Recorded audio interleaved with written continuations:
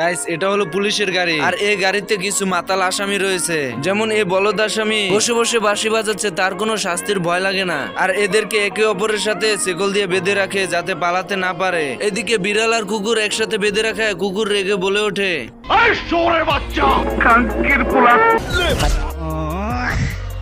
কত হিম্মত একবার দেখি। আওয়াজ এত উঁচা কেন বাতি যায়? আর আপনারা তো জানেনই বিড়াল আর কুকুরের ভিতর আজীবনই শত্রুতা রয়ে গেছে, তাই এভাবে কিছুক্ষণ মারপিট চলতে থাকে। আর কালা কোট আমি লাল কইরা দিম। এরপর গাড়ি চলতে চলতে ভাঙা রাস্তায় এসে পড়ে এবং ভাঙা রাস্তা পাথর সঙ্গে ধাক্কা খেয়ে বিড়াল আর কুকুর গাড়ি থেকে ছিটকে রাস্তায় পড়ে যায়।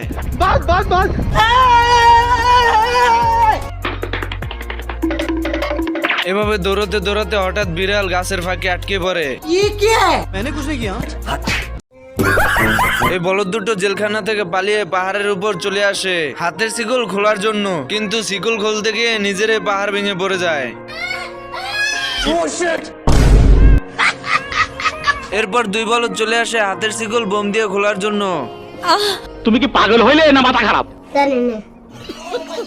মানে কি পরিমাণ বলদ হলে বোম দিয়ে হাতের শিকল খোলার রিস্ক নেয়। এরপর দুই বলদে বুদ্ধি করে বোমটি নিয়ে গর্তের ভিতর ফেলে দেয়, আর বলদ দুটো দৌড়ে নিচে গিয়ে দাঁড়ায়। এর ভিতরে সেই বোমটা তাদের সামনে এসে পড়ে। এই লন পাজারো জিবের চাবি। এরপর চলে আসে শহরে।